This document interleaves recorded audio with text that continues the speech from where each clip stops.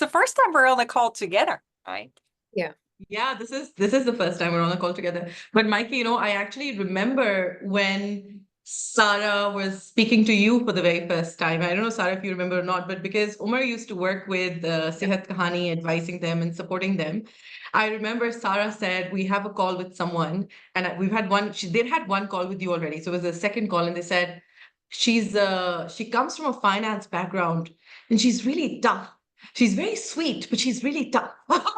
So we need to be super prepared on the number side of things and make sure we have, everything is aligned and everything is ready for her, because she's going to go deep.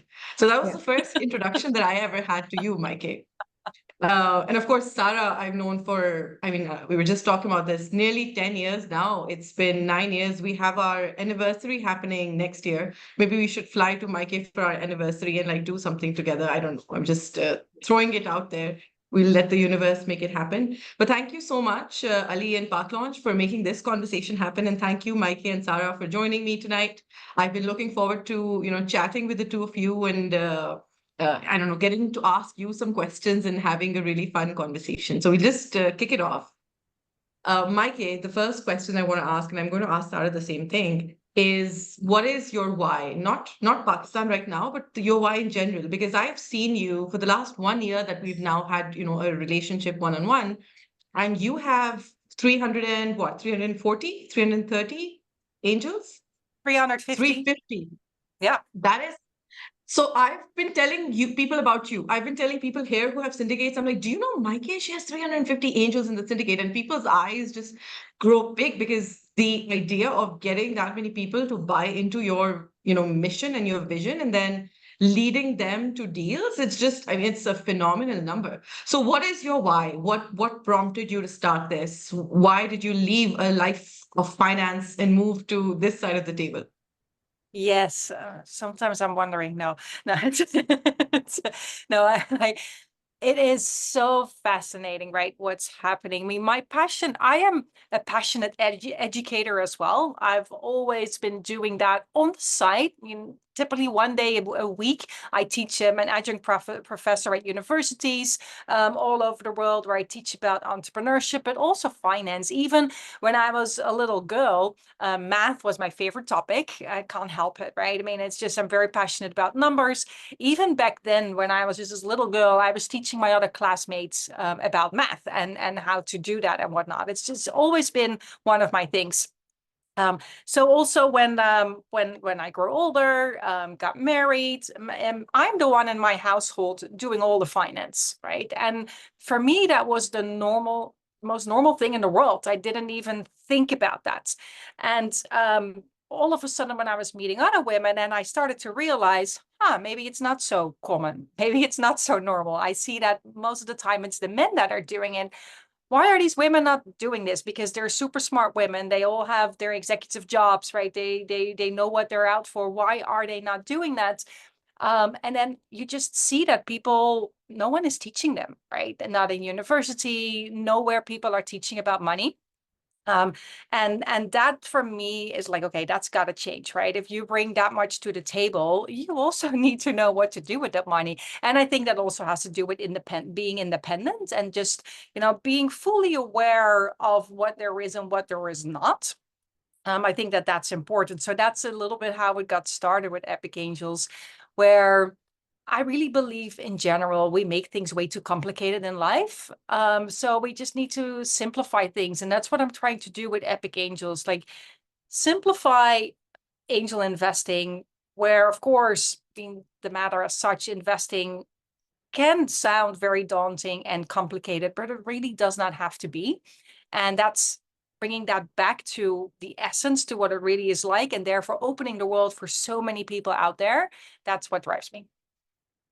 That's amazing. And you have 350 angel investors that are all women from around the world, investing in women-led companies from around the world, from emerging markets, mostly? In Asia Pacific. So In Asia anywhere Pacific. Asia Pacific, indeed. Our angels are in 30 countries. We just got one angel from Iceland. I thought that was amazing. Wow. I still need to speak with her. I still don't know how she ended up with us. It was super fun. But in 30 countries all over the world, majority is in Asia. Singapore is a huge group. Here in the US, we have quite a very growing group of angels as well. All our investments, however, are all in Asia Pacific. That's amazing. That's amazing. And thank you for sharing your story. I was the opposite, Mikey. I hated math. I was one of the other women that you're talking about who just the idea of math and accounting and finance, even in business school, would just it would either put me to sleep or like drive my anxiety through the roof. So I was on the opposite side. Sarah, like I was saying, I've known you for 9 years now, and I've been very lucky to have had, a seat to watch you grow and transform, and to watch your company grow and transform and achieve phenomenal things. You and Ifat both, and your team. What, and of course, also not just see the highs, but also see the lows. Also see all of the struggles that you've had and all of the tough times that you faced. What has driven you? Because I know why you started. We all know, the story, and a lot, or at least a lot of us on here know why you started. What has kept you going? What is the why that has kept you waking up every day to get punched back in the face, and then doing what you need to do to deal with it, and then going back to sleep and then waking up the next morning to get punched again? So initially when we started, and first of all, thank you very much for inviting me. I'm so glad to be in company of two women that I really adore, and two powerful women that I really like. So thank you, Ali, for inviting me. I think when we started, I think a major part of it was to bring female doctors back to work, and that was a huge passion of mine. It still is. But over the years, as we built Sehat Kahani, and as we ventured from low-income areas to middle-income areas to urban areas, I realized that healthcare is a huge, huge challenge in this country. There is a huge doctor-patient mismatch. There's less than half a doctor for 1,000 patients, even if you take the female doctor part out. There's just not enough doctors and healthcare available for the amount of population we have. And as we are growing, we're not going to be able to match their healthcare needs. I saw that when we started our clinics, majority of the footfall in those low-income areas were women and children. And those issues were very simple, yet very complicated issues. So they were either they were in a child marriage with an early pregnancy and a preterm labor they know nothing about. We had a girl in one of our clinics who went to the washroom and she delivered her first child because she was in labor and she didn't know. We were able to diagnose thyroid cancer just visibly looking through camera. We were able to treat years of infertility. So I realized as we moved from our clinics to our application, I realized one general theme that has really made me keep going over the years is that what we've built has the power to alter the disease course in a patient's life. So for example, if a patient is coming to us with high blood pressure, we can make them more compliant to medication, to doctor visits, and actually stop them from getting a very serious heart disease. We can actually catch a lot of gynecological issues that occur in women, a lot of child issues. For example, diarrhea happens in a lot of kids, and unfortunately in Pakistan, kids still die of diarrhea. The treatment is very simple, but mothers don't know what to do and they don't have doctors. So I think what's kept me going is that what we're doing has the ability to alter a disease in a patient's life and alter their life journey as well. And I really believe that what we're building now, the infrastructure that we are creating within Sehat Kahani, incorporating AI in it as well, over the years, we will be able to predict if a patient has some genetical predisposition to a certain disease or they have certain symptoms, what kind of diseases they're going to have in the future, and how can we stop that from happening at a serious level and make them manage it and live healthily. So I think what's kept me going is the amount of patients that we see, the type of patients that we see, the cure that we've been able to bring in their life, and the amazing female doctors that have helped us to do it. And all these women are sitting at home. Majority of them have never seen the communities they work with. Majority of them have no opportunity to work anywhere else. And with dedication that they do their job and they come back to the screen again and again, making themselves better and giving more good quality care to the patient is the secret of the success. How? Because no one was betting on telemedicine 5-7 years ago. Everyone thought it's not going to work. But it works, and it works every day for a lot of patients. So I think it's the power of the doctors and the stories of the patients that keeps me going. That's amazing. And on the AI piece, so just so I understand and everybody else here understands, I'm assuming then that you are capturing data from your clinics in such a way that your AI model can be trained on that data, and that reduces, I'm assuming, your doctors' time for what they spend per patient over time as the model gets smarter and smarter, right? Yes. So there are 3 or 4 things that we're doing right now. Obviously, my list is very big. But something that we started with is we wanted to standardize doctors' practice, because every kind of doctor has a different way of examining a patient, different way of taking history, different diagnoses. And it created a lot of trouble for us to standardize their care. So we created an AI-enabled decision diagnostic support system for doctors that allows the algorithm to ask a series of questions and reach kind of 3 or 4 differential diagnoses from which the doctor can pick one, and a predictive treatment plan as well. So it saves time and it also standardizes the process. The other thing that we're working on is using predictive a predictive Gen AI tool by Microsoft to actually predict doctor notes so that they don't have to write the same thing again and again. It actually creates efficiency and more transparency. Third thing is we're using 3 disease areas, which is diabetes, cardiac disease, and mental health, to actually send appointment reminders, medicine reminders, to make sure that they're compliant so that they come back to the doctor again and again, so they're checked better and they don't fall off the track. But of course, one day I imagine that we will have a chatbot assistant that's actually going to screen patients for all the common diseases so that we can use the doctors after a certain point. But that, of Yeah. course, is going to take a lot of time. It's not going to Of happen course. now for Sehat Kahani, but maybe in a couple of years, Yeah. we'll start looking and implementing that as well. Yeah. I don't know what this says about me, but while you were talking, I was thinking you're doing for humans what we are doing for businesses. So Absolutely. Yes. diagnosing diseases within businesses, and then, figuring out how those businesses could get healthier. You're doing it for actual humans. But thank you so much for sharing that, Sara. Mikey. So, a lot of people get asked, especially a lot of investors get asked, what do you look for in a deal? What are a couple of like absolute red flags where when you see them in a deal, you're like, nope, run in the opposite direction as fast as I can? I mean, it didn't change that much over time or so, right? I think that remains stable. I think the one thing that I'm allergic about is if they completely forget the customer.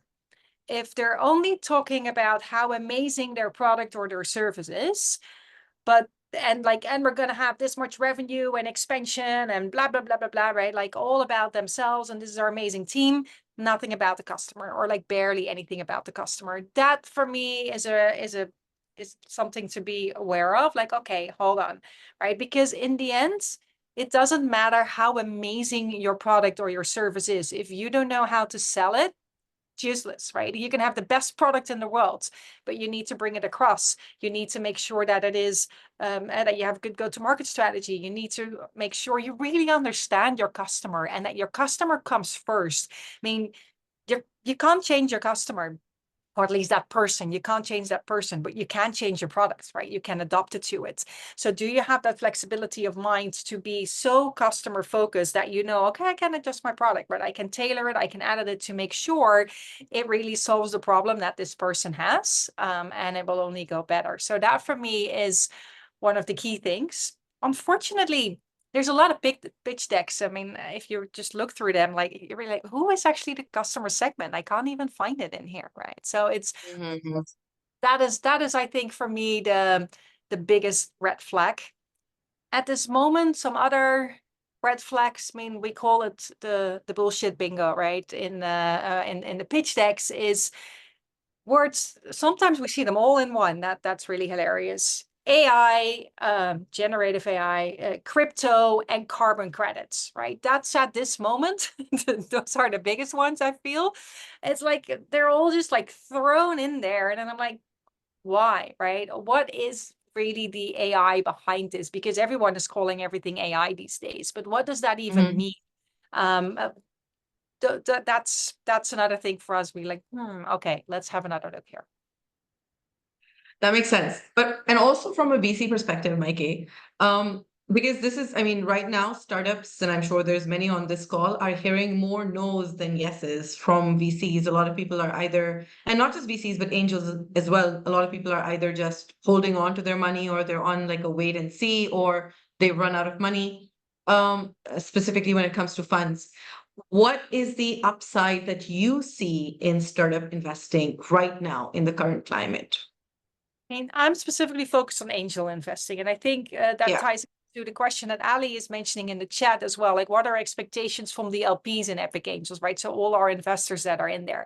And I think it's, yes, of course, we want to get a financial return. We're not philanthropy or anything, right? So that is Yeah. definitely something, something that's important. But what we also really want to see is we want to see impact. I mean, one of the reasons, and it already gets into Pakistan, but one of the reasons why we are investing in Asia as well is because you still can have so much impact, right? On many different ways. And every time, all the businesses that we invest in it have, next to a solid business, because that remains the number one, has impacts. That resonates really, really well. Like with Sehat Kahani, of course. I mean, the female doctors with all female investors, definitely that resonated. But also just the access to healthcare, making that accessible. Meenah, with you as well, right? And we also invested in you and Metric.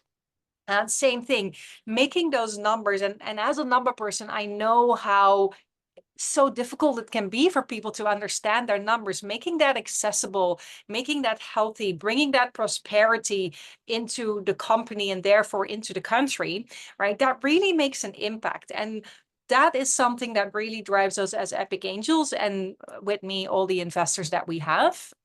Those are the deals that resonate best. And with that, what is your Pakistan why? Because I mean, this is a time, and that's what Sarah was alluding to you in the start as well. Like, thank God we have some people who are still bullish on Pakistan, where we've seen a lot of the opportunistic kind of tourist investors that were kind of sampling, here and there, have run back out of the country. Even a lot of local VCs, have run out of dry powder or are on a wait and see. Why are you actively investing in Pakistan right now? You just did our deal, so you're still looking. Why are you actively investing in women founders in Pakistan? And we did 4 investments in Pakistan, indeed, right? Wow. That was the very first one, I think 2-3 years ago already. Sehat Kahani, I think, is now a year and a half ago, roughly. Last year we did Buscaro and Metric. We're just signing the paperwork right now as we speak, right? So that is all, those are all the deals that we've been doing. Why Pakistan? To be honest, it never started out like, oh, I want to be focused on Pakistan. It sort of happened, I have to say, initially, right? Because we invest in the whole of Asia, so we don't have a specific focus on any of the countries as such.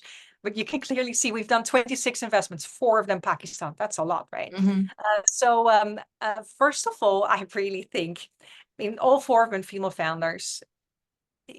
You ladies are something special. I don't know what it is with Pakistan and the women, but it's honestly something so strong that I have not seen in any other country.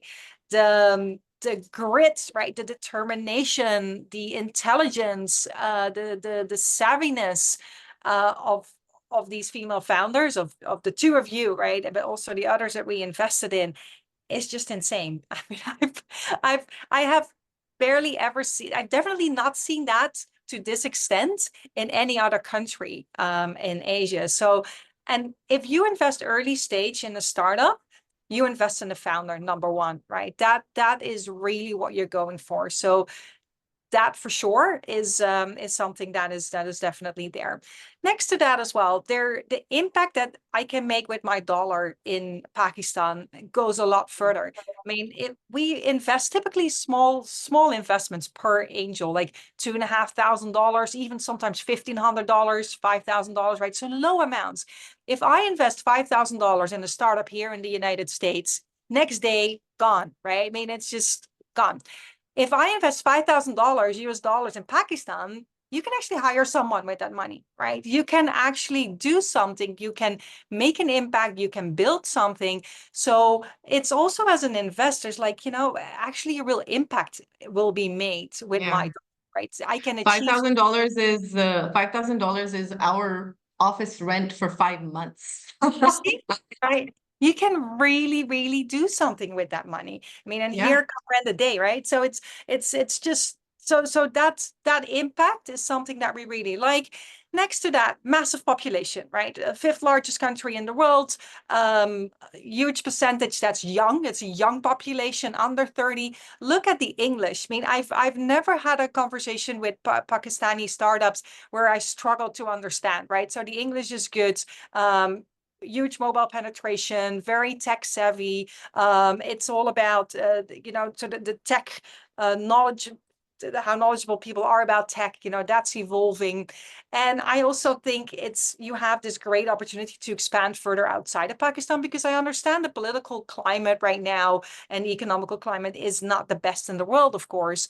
But as an angel investor, they also say, right, you should go against the grain. And so when actually everyone pulls out, that's the moment to invest, because there is that necessity. People will innovate and something will come out of that, right? And then you go into the upstream. So, Absolutely. It's quite a lot of No, reasons. 100% agree with all of that. And you talked about expansion a little bit. Sara, what are the plans? I know Ali has written like 13 questions in the chat. Yeah. Ali, if you were going to give all the questions, you should have asked me to make my list of questions. Yeah, these are amazing questions. But Sara, what do you foresee for Sehat Kahani over the next, 5 years or so? I think what I like about Sehat Kahani and about how we're building it is we're trying different things every year. So we started as a social enterprise. We converted into an impact business that has a very urban arm as well. So we have our clinics in low-income areas. We have our app that works for corporates and consumers. Very recently, we have launched a portfolio that is very close to my heart, which is called home healthcare. So we're actually standardizing home healthcare given to geriatric and special needs patients, combining it with telemedicine. And I think bits and pieces of these products, I see huge value for them in solving not Pakistani problems, but regional problems. So for example, These are passportable. Absolutely. So for example, the telemedicine corporate product that we have in the GCC market, there is a huge window of opportunity for taking outpatient care through corporate telemedicine, and that's what we are doing. In the Saudi market, there's a huge opportunity for home healthcare. There's a lot of patients which are of geriatric age or special needs that need standardized home healthcare. So that's a product that we're testing there. Our clinical model, which is our social impact model, has a huge value to be white labeled and used by governments. And that's something that we're talking to people in Africa for. So I do see Sehat Kahani as a regional company with different products outside Pakistan as well. But most of all, I wanted to become a company that, as I said, transforms a patient's journey when the patient starts using it, becomes that product that a family uses to gather their family health together and kind of live a healthy life. So we're just now curative, but we want to get preventative, actually tell a patient what kind of nutrition they need, what kind of diet they need, what kind of vitamins they need to take to be healthy. So my success would be if Sehat Kahani, one of those solutions in the next 5 years, that can actually stop primary care diseases at primary care level, particularly for a country like Pakistan. Amazing. And you're already looking at multiple markets, not just within Pakistan, but outside as well, to take this product to and scale it to, especially different pieces that you've been working on. Yes, we're talking. We already have established a company in GCC in Dubai. We're talking to a few people in Saudi. But very honestly, my heart is still in Pakistan. So if you ask me where I love working the most, where I love the impact that we're making, I think Pakistan itself is a huge potential. A lot of when we tell a lot of people we're expanding outside, they somehow think that we're wrapping up in Pakistan or not so serious about Pakistan anymore. Pakistan for me will be top priority. Ever. I think adding new geographies gives us the chance to increase our per patient profit value and get more money in the company to run operations, and of course expand our wings and try products outside as well and compete with the global market that every founder wants to do. But I think the impact that we're making in Pakistan on a day-to-day basis is tremendous, and I would love to continue that. Absolutely. It strengthens your company and it strengthens your product, both, right? Maaike, you wanted to add something?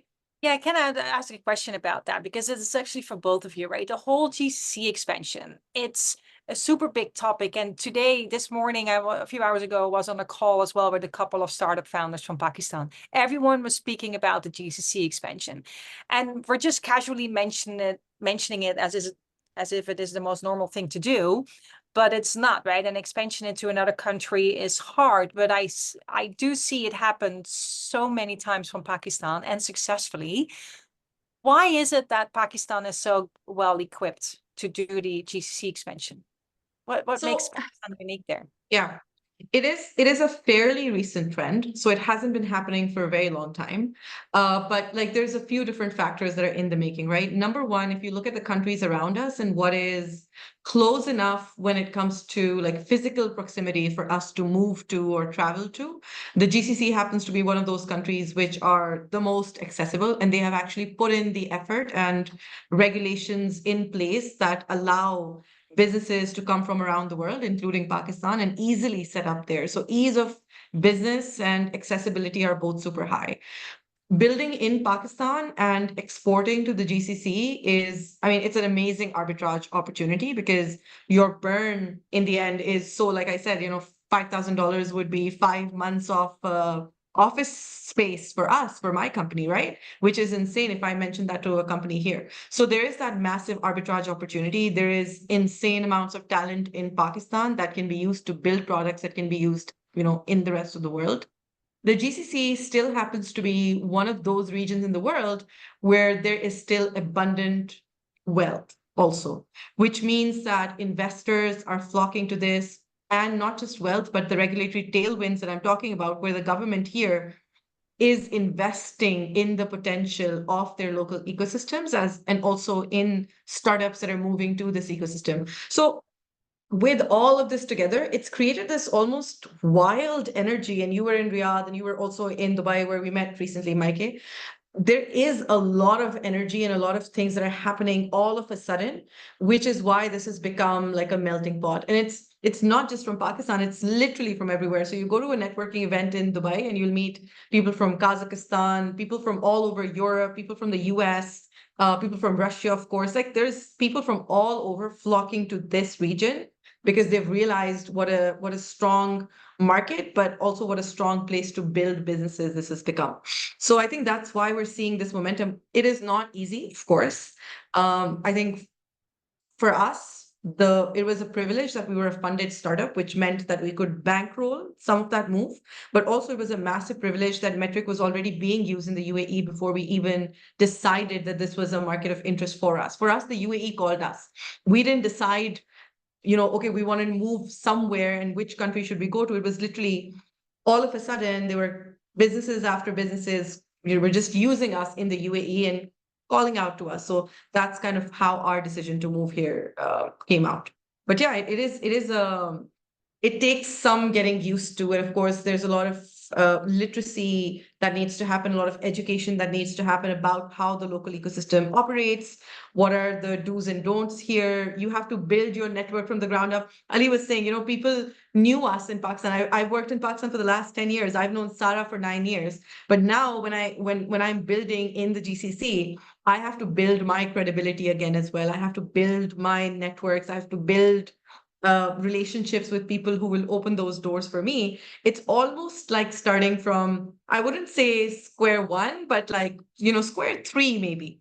So it is also a humbling experience. I don't know if that makes sense, but it kind of almost makes you realize, why you were in it in the first place, because now you're building something completely different and new from the ground up. No, it's the same always, right? I mean, I just moved from Singapore to New York, where in Singapore, Yes. most people know about Epic Angels, and here it's like, what? I never heard of it. So I think that's the same thing. But I mean, Meenah, specifically the speed, how you guys went from expanding into the UAE has been remarkable, right? I mean, that really made a huge pivot into your company, into Metric. And it's also, I mean, the risk that the two of you took by literally leaving everything behind and just moving there, not just like we set up an office, but we moved there. And I'm also pretty much convinced if you would not have done that, you would have not had that successful period as you've had right now. 100%. What's your message to everyone who wants to expand out of Pakistan into the GCC? What's sort of that's 1, 2, 3 tips that The most important thing is that you're gonna have to move. That is literally the number one. Very fairly, they do not like, just like, we were poking fun at like opportunistic parachute investors. They also do not like opportunistic parachuting in founders who think the GCC is just bags of money and you kind of come in and take money and you'll go back out and that's going to be it. That's not how it works. So people here are truly invested in the growth of their country, in the growth of their region. They will open every possible door for you and they will invest once they truly believe that you are here to build something in this region. They are not interested in you taking their money and going elsewhere to build something elsewhere. People who are investing in the region want this region to get built. And they are, they have phenomenal visions for where they want to take, for example, the UAE or Saudi, and they want great people to come and build here. So that's, I mean, number one, by far, it is not something that you can parachute in and out of. You can have teams in different places. You can go home. It's not like they're going to tie you in here, but you have to commit. So for us, yes, we had to, we took our child and we moved here. And then we did find, we got 500 Global to back us. We have Hub 71, which is Mubadala backed here in Abu Dhabi. Abu Dhabi is now home for us because Hub 71 actually gives you a house. They say, you come live here, make this your headquarter. We will give you a house for 1 year. So that is the level to which they are willing to go to make sure that you are comfortable while you build in the region. So yeah, that would be, I think, the primary one. Yeah. The second one, I'll just give you two to keep this short, is somebody said this phrase to me. They said there is elasticity of time in the Middle East, which means here, time is almost not, they don't see it as like, 1, 2, 3. It goes kind of flows and ebbs. So they want to have they want to build a relationship. Investing, partnerships, everything happens based on relationships. And that takes time. So it's not like, I'm going to meet you one day, we're going to have coffee, and then that's about it. Like, you're going to invest or not invest, or, we're going to move forward with this. No, it is something that takes nurturing. And for that, you have to have the luxury of time, of course, right? You have to have enough money in the bank to be able to get to the point where after you've spent the time, those contracts start to come to fruition. So it is something that you need to factor into your projections and into your model. It is not going to be you fly in on like a 2-month visa, spend 60, 80, 90 days in the country, and then, that's it. You're going to move back with bags of money. That is not how it works, and that's not how it's going to work. And it's like that everywhere. I mean, I expanded my company from the Netherlands to San Francisco about 10 years ago. Same situation, right? Indeed. And I like the parachuting, as you say. They really want you to be there instead of, oh, I'm just here to visit. Do you want to invest? And then I go back. That's not how it works. So I think that's super critical indeed. And that's a commitment and very risky thing to do as well. You're leaving your house and your family and everything, and you just don't know yet what the other side is going to be. But I think that's part of entrepreneurship, right? Is the willingness to take that risk and the whole other thing. Just go for it. You have to put your money where your mouth is, right? So you have to money, so you need to put your life where your mouth is, right? And just follow through. Yeah. Absolutely. Absolutely. So with that, I'll go to Sara. So Sara, there was another question in here, and Ali's saying these are not his questions. So people who are listening to us are sending in these amazing questions.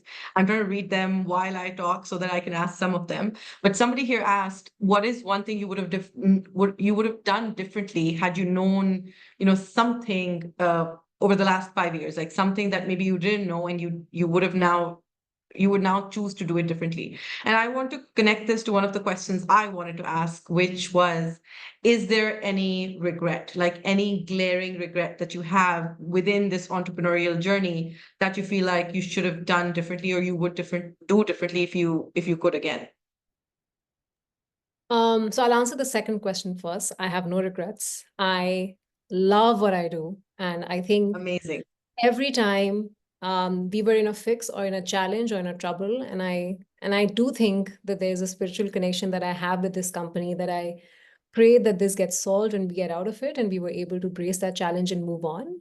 Particularly when we were raising our Series A round, the funding crunch all over the world, it seemed impossible to do it. And we found Maaike, who met us 2 times, and then the money was in by 2 weeks. And that was, I think, the most systematic, the quickest fund transfer that I have seen. And I think that only happened because I'll be biased here a little bit, but a huge part of it was because there were a lot of women involved, and they were so systematic and so like particular that they would get the money in, it should be there. So I don't have any regrets. I think something that I would have done differently, if you ask me, is I have a very, very good team, and I was very lucky that I found good team members. But sometimes when money was short, I had to compromise on certain positions. If I had to go back, I would not compromise on good team members. I do not compromise now on good team members, even if they're expensive. If I have to meet their international market price, I retain them because I understand that the value that the team brings, nothing brings that value for you. I would have also, I think I was able to create a lot of networks and a lot of partnerships. But every day, if you think that one thing that I think I've not done right is to make enough networks and enough partnerships and follow up with as many people as I could. So that is one thing that I always remind myself, that I have to be a good communicator, a good networker, follow up. So yeah, I think but no regrets. Absolutely no. I think you've done a phenomenal job, Sara. I don't think you should have any regrets. I think you've done an absolutely phenomenal job so far. And I think you're very good at keeping relationships also. So, you might feel like you need to do better, but I think you're pretty great at it. Maaike, in your investing journey, anything that you wish you knew, earlier than that you know now, or any regrets that you have, maybe some like anti-portfolio companies, something you missed out on and you could have made tons of money on it. So far so good there. And also there, right, I'm really educating our angels. Don't sweat the losses. And sometimes people get a little stuck on, because if you invest in a startup, the likelihood that the startup won't survive, that's like 80% or so, right? So, most of the startups that you are investing in will simply not make it. That's just reality. That's just a fact.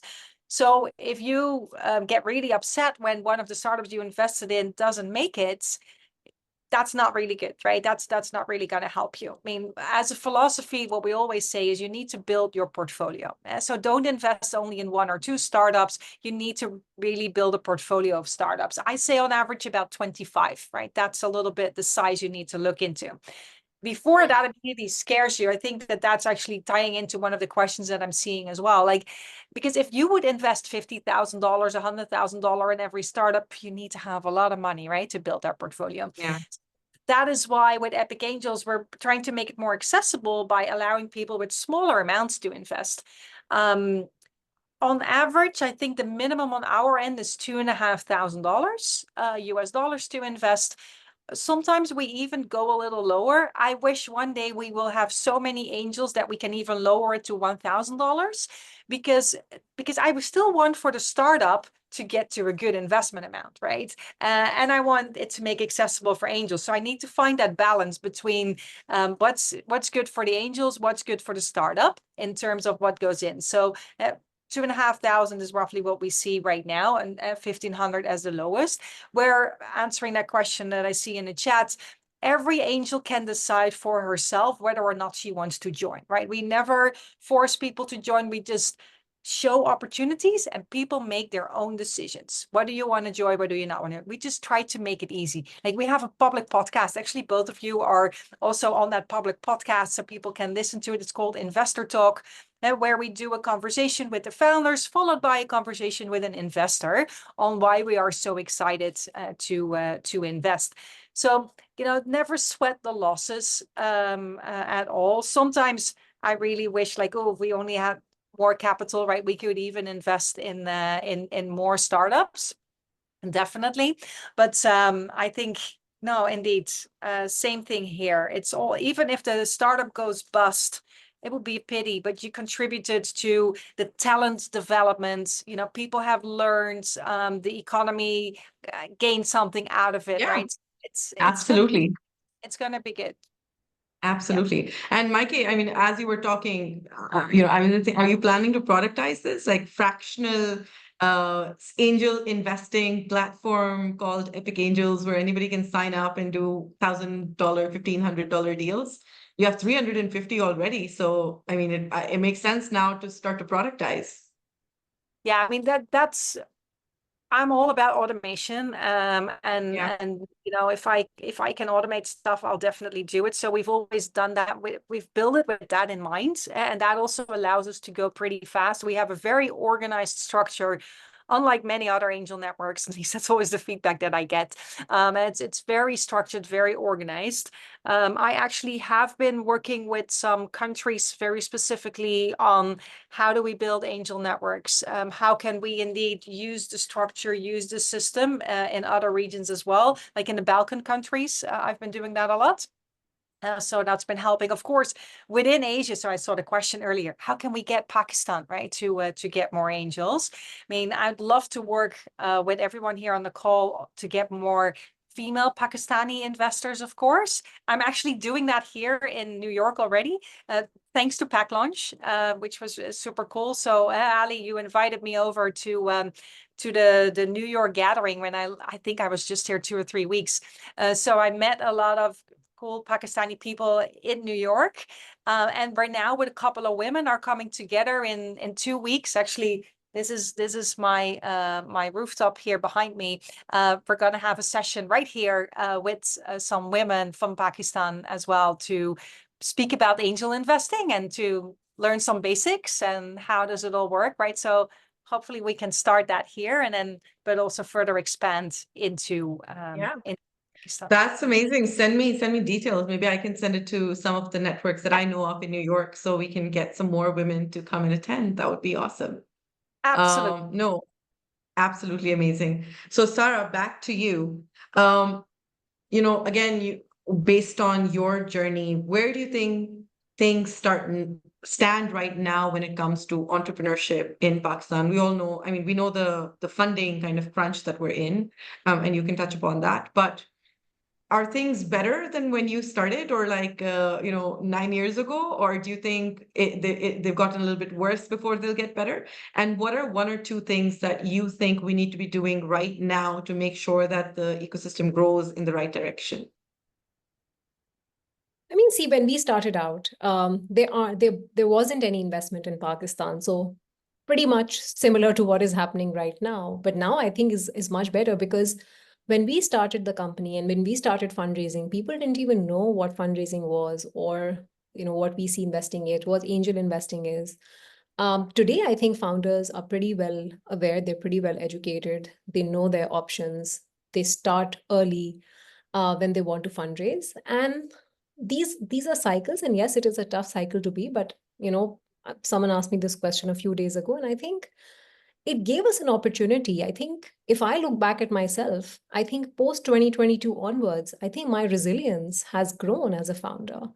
I have been pushed to a limit to understand, okay, this part of my business is not working. I need to not burn my cash here, but invest in the vertical that is doing well. And it made me choose at a difficult time where my money needs to be. And that benefited me. That strengthened my business model, that actually helped me to grow that business model, grow that vertical into now 3 verticals that is making us more money and giving us more profitability. So I think, yes, it is a challenging time, but a lot of companies are bracing it. A lot of companies are diversifying their revenue lines, cutting their expenses, maybe tapering their teams down, but surviving. And I think at the end of the storm, the ones who survive is going to be a gold cohort of founders for people to invest in. So they'll just come in the country and they'll see these 12, 20, 25, 50 people who have been there for the last 3 years, grown amongst all the odds and made it through. And I think that is a huge opportunity to look upon. And it's not just in Pakistan. I have a friend who's raising in Philippines. I have a friend who's raising in Cambodia. All of them are facing the same Even in the challenge. Middle East. Even in the Middle East, actually, if you go networking here, it's the same thing. Absolutely. I have a friend that has a company based on climate change, on zeroing plastic using a chemical, and she's based out of New York, and she's not able to raise since the last 3 years. So this is a global thing. But what she's done also is started making revenue of her product, selling it to small B2B companies. So I do believe that there is a light at the end of the tunnel, and that is good quality founders with good businesses, more sustainability, more profit margins, and that's going to be a good pipeline for investors to invest as the situation gets better. Absolutely. It is. It is. Yeah, Mikey.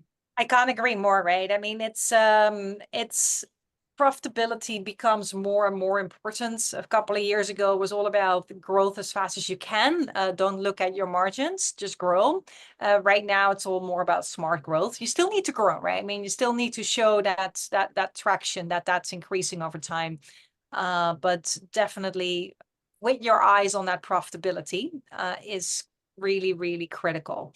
And I'm happy to see that, right? I think it's super healthy to see that movement. So I'll just give you a Yeah. small example in numbers. So something that we noticed in our, so when we did our last year's financial closing, we noticed that we had our revenue grew 89%, but our cost grew only 10%.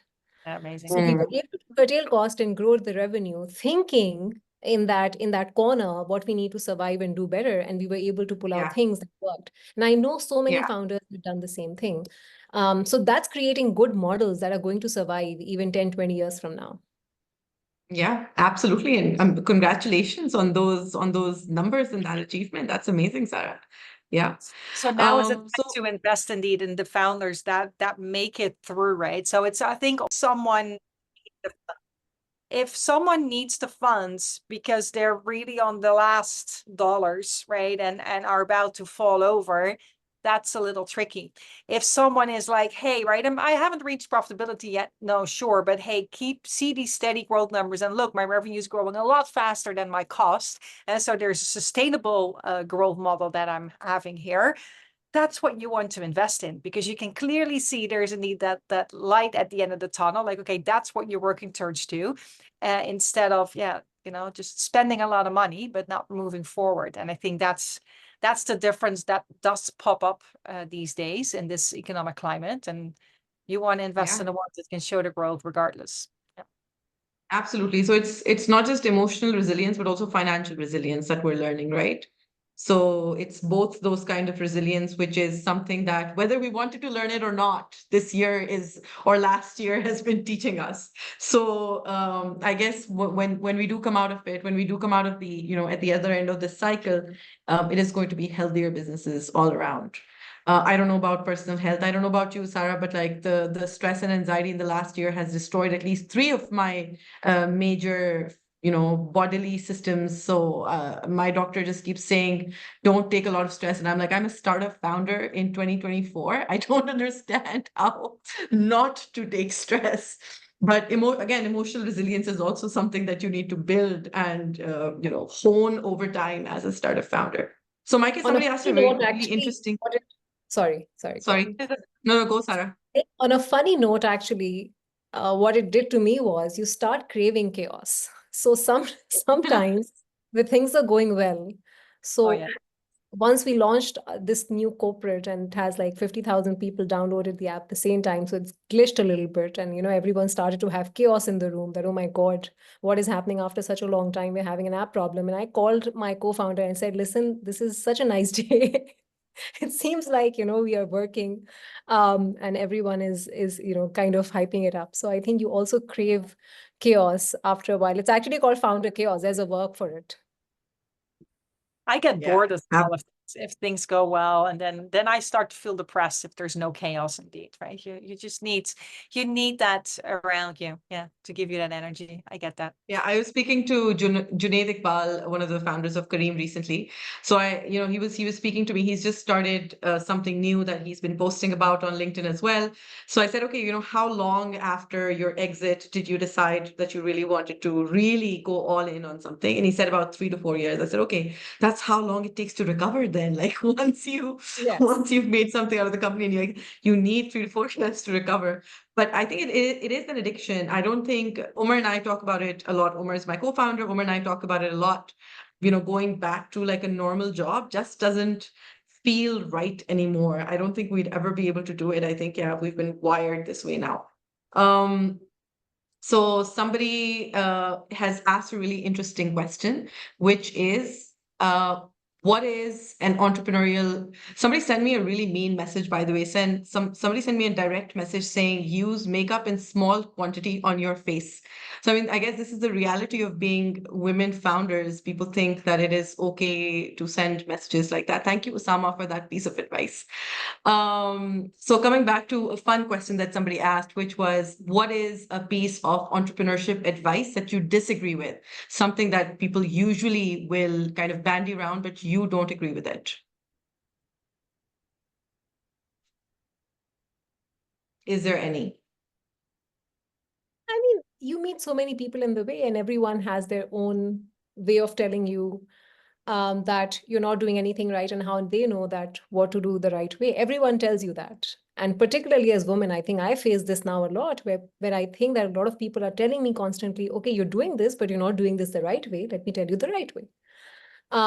But at the end of the day, I think you have to decide what kind of advice you need to take or not. I don't think I have one advice that someone has given me that is really bad. I think a founder once mocked me when I told him that I have 6 months or 7 months of runway and I'm growing sustainability and slowly. And this is when the high growth phase was on in 2020, 2021.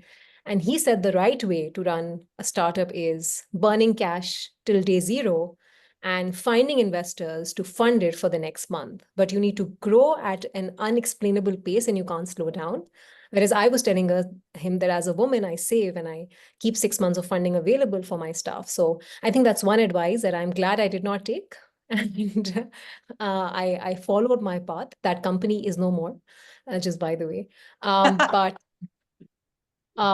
I think that is a message that every one of us learned in the last 2 years. And I think there were some founders who really, really thought that burning it all to ground and then raising more is the right way to do it, which actually is not. So I'm glad that the world saw it very quickly as well.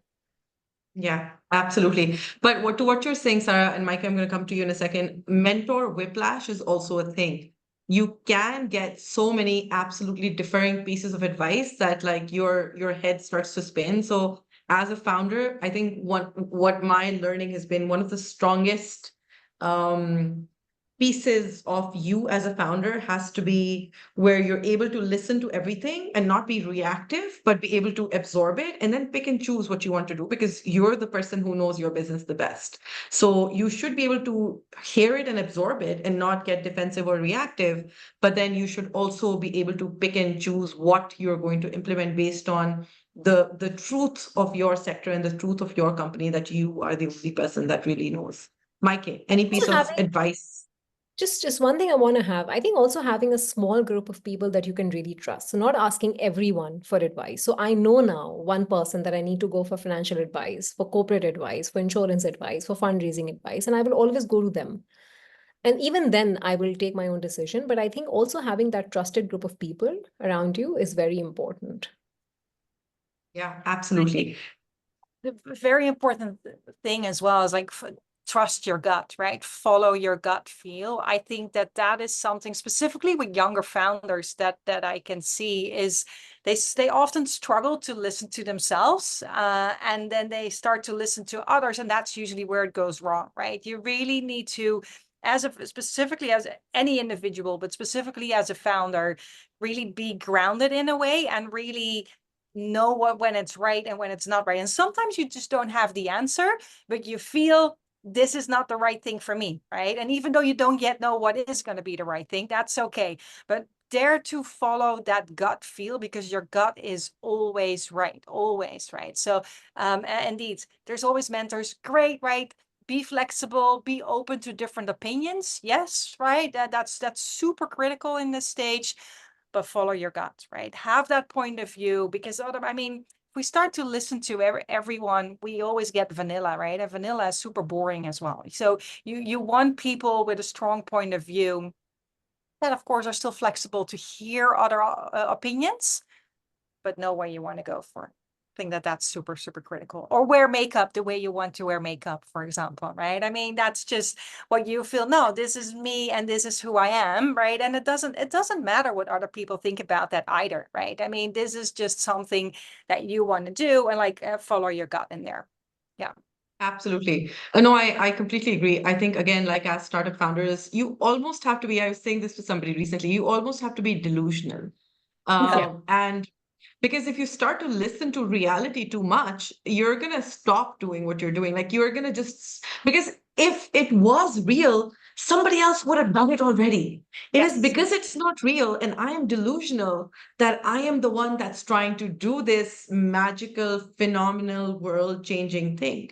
Because if it's not magical, phenomenal, or world changing, then it's not worth investing in. It's not worth spending your time doing. So it comes back to like being delusional and being okay with being that level of delusional and not letting reality intrude too much. Bits and pieces here and there are fine, but you also have to really believe that you are going to build something that changes the world. Absolutely. So before I go to the final question, I don't know how much time, Ali, there is left. Mike, are you saying something? I say like 2 minutes, I think, right? Yes. 2 minutes. So I've had like, by the way, I've had like at least 3 amazing women just send me direct messages of support and love. Thank you so much, everyone. That's really kind of you, and I really appreciate it. Final question, and because I know, Sara, you are also extremely passionate about women entrepreneurs and entrepreneurship in general, but specifically for women in Pakistan. Maaike, you are passionate about it, extremely passionate, and you're putting your money also, not just your efforts and energy. How do we grow the pipeline? Because the biggest question, anytime that you talk about investing more in women, that you get, or the biggest pushback that you get is, oh, there isn't enough pipeline. Of course, I don't agree with that at all. But if it is the pipeline that we need to strengthen, where do we start? Or what are some pieces that are doable to make sure that there are more and more amazing women-led businesses that continue to be investable? I think what we're doing today is already good, Yeah. right? I mean, show the two examples that the two of you are. And Meenah, you've been moderating, so we've heard a little less from you, right? But you're this amazing startup founder yourself as well. You turned advisor into startup. Funny, I only know you as startup founder. I never knew your previous life before this. And I think many here know you mainly from that other life that you had before your startup, right? So it's interesting. But I think for the both of you, I mean, it's such an inspiration. It's such a great example. And we, thanks to Ali, of course, by putting us on stage to show like these are the examples. This is what it is about. More people will get delusional and will follow, right? And that's what we need. The people that really say like, I'm going to do this. I can do this, and I can bring it to big heights. Yeah, I tell my team all the time, if it was hard, it wouldn't be phenomenal. Like it is, the reason it is hard is because it is going to be world changing. Sara. Meenah, I think one of the major reasons why you and me are here today and talking on this is webinar is because we have raised funding and we have grown the business because we had the money to grow the business. How we got that money is a different story, but someone somewhere at some day trusted us with that money. Yeah, I don't see a lot of women founders getting that trust. And I think as all female investors say, I think we need to write more checks for women. We need to take more risk, absolutely. even if they fail, even if 9 out of 10 of them fail, that one will inspire the next 10. We should voluntarily, consciously make an effort to write more checks for women. That's the only thing that's going to change this pipeline. We need to get them to a growth stage so that they can come in that battlefield to at least fight. We need to give them the swords. We're not giving them the swords to come in the battlefield. On your makeup comment, sorry, that was a very, very low thing. I'll tell you something very opposite. I was actually told by one investor to actually wear more makeup and look more rich, because richness attracts richness. And when you wear makeup, you look rich and pretty. So these are two opposites. I'm telling you, people are never happy. So we've seen both the ends of it. So So follow your gut, Yeah. right? And what's right for you. That's absolutely, By the way, absolutely. in the meantime, I got 5 people from this call already. Click that join Epic Angels button, and I see them coming in my inbox already. So we're gonna write more checks. And last thing, I think we need more women. Amazing. So I imagine one day there's going to be an Epic Ambles chapter Pakistan, but we need more women investors. Because that's a huge difference when you have a female investor on your board, in your company. It makes a huge difference. We're seeing this with Maaike, makes a huge difference.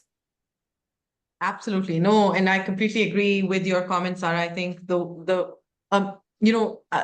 are often I think the phrase is over mentored and underfunded. So, Yes. you will always get tons of advice, wear more makeup, wear less makeup, do this, do that. Maybe, build a company in this sector, don't build a health company. Also, don't build a B2B SaaS company that looks like XYZ. Like, there's a thousand different pieces of advice, but you will not get the funding that you actually need to be able to prove or disprove something. So we are over mentored and underfunded overall, and more funding for women definitely solves it. One last comment that I've just gotten from someone, which I do want to quickly just take like 1 minute to discuss. A woman has sent me a direct message, and she said that one thing that she's found in her life is actually women tearing other women down. So she says she hasn't really found a lot of women supporting her or other women around her. She's found more maybe people hating on each other or being in competition with each other and trying to bring each other down. And I just wanted to add a small comment on that, and I'm going to let the two of you also tackle it if you want to. Frankly, if you put a bunch of people in a room and tell them that this is the supply that they're going to get, and this is the period of time that they're going to be locked up in the room, there's a very high probability that those people will start to compete and will start to tear each other down, will start to maybe even eat each other if you leave them in there long enough, and if the supply is small enough, right? So without making excuses for anybody that tears anybody else down, women as a group have been oppressed for decades, where we've been given the crumbs and told to survive on the crumbs, where we get this much choice, where we get this much decision-making power, where we get this much agency. And then there's thousands and millions of us that have to fight for that one seat, or that one person who gets to speak, or that tiny little bit of agency, right? Which means that in the end, there ends up being this civil war and a lot of infighting, because that sense of competition has been created. It is not genetically engineered inside of us. Women are not engineered to compete with each other. Society has been engineered in a way that women end up competing for those crumbs. What we're trying to do is build a table for everybody. We're trying to make sure that we're not just getting crumbs, we're getting the whole damn cake.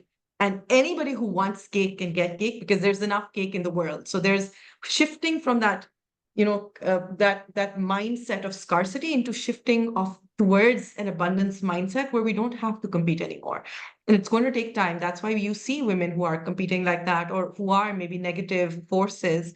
But over time, if we all continue to build this table together and to push each other towards bigger and bigger heights, then we will solve this problem as well. Maaike and Sarah, any last comments on this? Just need to increase the pie. Fully agree with you, right? Increase the size of the cake. I mean, and that's what we're trying to do with Epic Angels as well. I mean, it's not about fighting, it's just bring more to the table, right? So that everyone can have more, for sure. Yeah.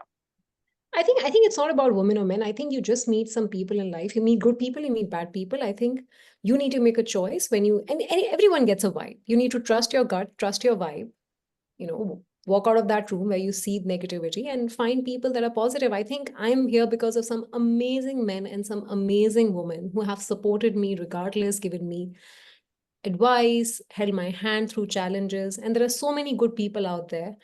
What I've learned, one thing is, unless you connect to someone on a human level, something other than your work or your ask or that transaction, I think that relationship lasts longer. You need to connect on a human level, whether it's another man or a woman. Absolutely.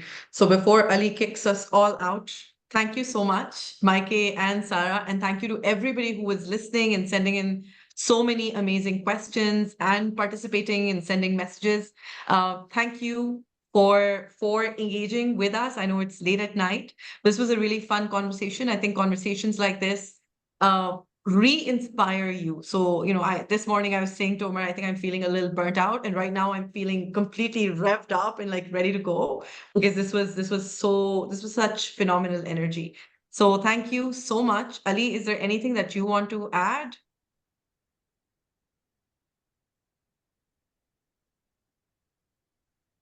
Ali, by the way, has done a phenomenal You job know, of putting in all of the questions and also now putting in a lot of the comments that we're getting. Thank you for keeping us updated. And amazing chat moderation, I must say. Amazing chat moderation. thank you. Thanks all. Thanks for joining. We'll see you guys again. Bye-bye. Thank you. Bye. All right, take Bye. care. Bye.